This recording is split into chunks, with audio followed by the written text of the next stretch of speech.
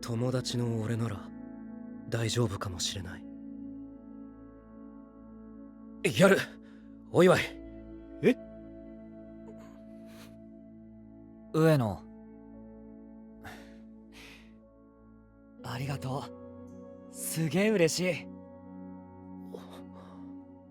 神田が毎日頑張ってたら時々特別なものを贈りたい。もっと喜ぶ顔を見たい。そういう時間を誰よりも多く俺に分けてほしい。こんな風に思うのはもう友達じゃないんだろうか。ドラマ CD お前の方からキスしてくれよ。出演小林千秋、鈴木亮太。2025年3月21日発売。